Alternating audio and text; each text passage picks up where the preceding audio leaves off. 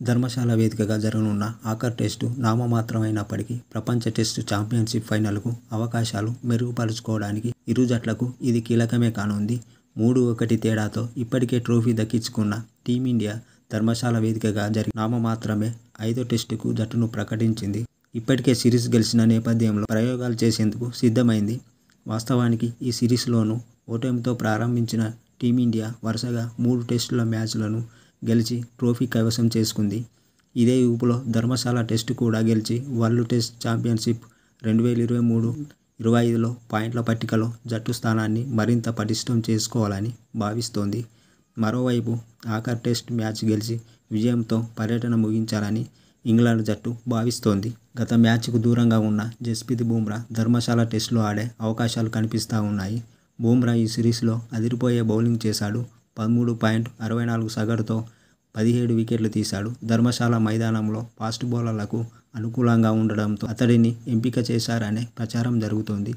త్వరలో T20 world కప్లో ఉన్న నేపథ్యంలో రాంచీ టెస్టుకు బుమ్రాకు బీసీసీఐ సెలెక్టర్లు విశ్రాంతినిచ్చారు. కీలకమైన బౌలర్లు లేకపోయినప్పటికీ ఆ టెస్టులో భారత్ గెలిచింది. ముఖ్యంగా ఆకాశ్ దీప్, రవిచంద్రన్ అశ్విన్, రవీంద్ర జడేజా ఆ టెస్టు మ్యాచ్లో సత్తా చాటారు. మరోవైపు కేఎల్ రాహుల్ ఈ మ్యాచ్కి కూడా దూరమయ్యే అవకాశాలు కనిపిస్తూ ఉన్నాయి. తొలి టెస్టులో అతడు గాయపడ్డాడు. చికిత్స పొందినప్పటికీ ఉపయోగం లేకుండా పోవడంతో అతన్ని టీమ్ మేనేజ్మెంట్ లండన్కు పంపింది. అయితే అతడు జట్టులోకి వచ్చే అవకాశం లేదని తెలుస్తోంది. మరోవైపు వాషింగ్టన్ సుందర్ ధర్మశాలలో జరిగే టెస్టులో ఆడే అవకాశం లేకపోలేదని బీసీసీఐ వర్గాలు అంటున్నాయి. అలాగే విరామం లేని ఆట ఆడుతున్న రోహిత్ శర్మకు ఈ టెస్టు మ్యాచ్లో విశ్రాంతినివ్వాలని బీసీసీఐ భావిస్తోంది. రోహిత్ విశ్రాంతి తీసుకుంటే దేవదత్ పడిక్కల్ జట్టులోకి ఎంట్రీ ఇస్తాడు. అప్పుడు రజత్ పటిదార్ కూడా తుది జట్టులో ఉంటాడు. ఇక ఈ సిరీస్లో జట్టులోకి వచ్చిన సర్ఫరాజ్ ఖాన్, ధ్రువ్ జురేల్ ధర్మశాల మ్యాచ్లోనూ కొనసాగుతారు. ఈ మైదానం పేస్ బౌలింగ్కు అనుకూలిస్తున్న నేపథ్యంలో 3 పేస్ బౌలర్లను భారత జట్టు రంగంలోకి దించే అవకాశం ఉంది. బుమ్రా, సిరాజ్, ఆకాశ్ దీప్ పేస్ బాధ్యతలను పంచుకుంటారు. ఒకవేళ ప్రయోగాలు చేయాలనుకుంటే ఆకాశ్ స్థానంలో ముఖేష్కు టీమ్ మేనేజ్మెంట్ అవకాశం ఇవ్వచ్చు. ఒకవేళ ఎక్స్ట్రా స్పిన్నర్ను ఆడించాలని అనుకుంటే కుల్దీప్ యాదవ్ జట్టులో ఉంటాడు. రవీంద్ర జడేజాకు విశ్రాంతిని ఇవ్వాలని భావిస్తే అక్షర్ పటేల్ను తీసుకునే అవకాశం ఉంటుంది.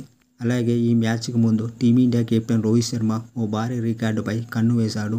ఈ మ్యాచ్లో రోహిత్ శర్మ మరో 6 సిక్సర్లు కొడితే అంతర్జాతీయ క్రికెట్లో 600 సిక్సర్ల మార్కును తాకిన తొలి బ్యాటర్గా చరిత్ర సృష్టిస్తాడు. ప్రస్తుతం రోహిత్ ఖాతాలో అన్ని ఫార్మాట్లతో కలిపి 594 సిక్సర్లు ఉన్నాయి. కాగా ఆఖరి మ్యాచ్ జరుగుతున్న ధర్మశాల టెస్ట్ అశ్విన్కు ఎంతో స్పెషల్ కానుంది. తన కెరీర్లో రవిచంద్రన్ అశ్విన్ 100వ టెస్టు ఆడుతున్నాడు. ఈ నేపథ్యంలో అందరి చూపు అశ్విన్పై నెలకొంది. సాధారణంగానే ప్రత్యర్థిపై రెచ్చిపోయే అశ్విన్ తనకు ప్రత్యేకమైన టెస్టులో ఎలాంటి ప్రదర్శన చేస్తాడనే ఆసక్తి అందరిలోనూ పెరిగింది. ఇటీవల టెస్టుల్లో అశ్విన్ 500 వికెట్లు సాధించిన సంగతి తెలిసిందే. ఈ ఘనత సాధించిన రెండో భారత బౌలర్గా అశ్విన్ నిలిచాడు. అంతకుముందు అనిల్ కుంబ్లే 500 వికెట్ల మార్కును అందుకున్నాడు. మరోవైపు ఇంగ్లాండ్ ప్లేయర్ జానీ బెయిర్స్టో కూడా 100వ టెస్టు మ్యాచ్ ఆడడం విశేషం. అయితే బెయిర్స్టో పేలవమైన ఫామ్లో కొనసాగిస్తున్నాడు. ఇది ఇలా ఉంటే 5వ టెస్టుకు పిచ్ రిపోర్ట్ ఇలా ఉంది. ధర్మశాలలోని హిమాచల్ ప్రదేశ్ క్రికెట్ అసోసియేషన్ స్టేడియంలో ఈ మ్యాచ్ జరగనుంది. భారత కాలమాన ప్రకారం ఉదయం 9:30 గంటలకు ఈ మ్యాచ్ ప్రారంభం కానుంది. నిజానికి ధర్మశాల టెస్టు మ్యాచ్ గత 3 మ్యాచ్ల మాదిరిగానే పిచ్ కూడా నెమ్మదిగా ఉండే అవకాశం ఉంది. ఇండియన్ ఎక్స్ప్రెస్ తన నివేదికలో పేర్కొంది. ఇదే జరిగితే భారత స్పిన్నర్లు మరోసారి రెచ్చిపోవడం ఖాయం. దీంతో ఈ మ్యాచ్లో విజయం సాధించగలరు. నివేదిక ప్రకారం ధర్మశాల స్టేడియం పిచ్పై ఎలాంటి గడ్డి లేదు. ప్రస్తుతం అది బ్రౌన్ పేపర్లా కనిపిస్తూ ఉంది. గత కొన్ని రోజులుగా ధర్మశాలలో అకాల వర్షాలు కురుస్తూ ఉన్నాయి. అలాగే హిమపాతం కూడా కనిపించింది. దీంతో మైదానం సిబ్బంది పిచ్పై పెద్దగా పని చేయలేకపోయారు. అయితే 5వ టెస్టు పిచ్ కూడా నెమ్మదిగా ఉండే అవకాశం ఉంది. ధర్మశాల స్టేడియం చాలా ఎత్తులో ఉంటుంది. ఇక్కడ చల్లగా కూడా ఉంటుంది. ఇలాంటి పరిస్థితుల్లో ఈ మైదానంలో ఫాస్ట్ బౌలర్లకు సహాయం అందే అవకాశం ఉన్న పిచ్ తీరు చూస్తుంటే మాత్రం స్పిన్నర్లు రెచ్చిపోయేటట్టు కనిపిస్తూ ఉంది. అలాగే ధర్మశాలలో టెస్టుల చరిత్ర ఇలా ఉంది. గత ఏడాది కాలంలో ధర్మశాలలో చాలా పనులు చేశారు. ఇక్కడ కొత్త అవుట్ఫీల్డ్ను నిర్మించారు. ఈ కారణంగా గత సంవత్సరం ఆస్ట్రేలియాతో జరిగిన టెస్టు నుంచి నిష్క్రమించింది.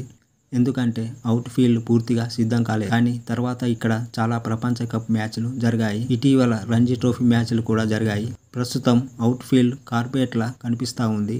ప్రస్తుతం 2017లో ఆస్ట్రేలియాతో జరిగిన ఒక టెస్టు మాత్రమే ఇక్కడ ఆడింది. అప్పుడు భారత్ 8 వికెట్ల తేడాతో విజయం సాధించింది. ఆ మ్యాచ్లో స్పిన్నర్లు సత్తా చాటారు.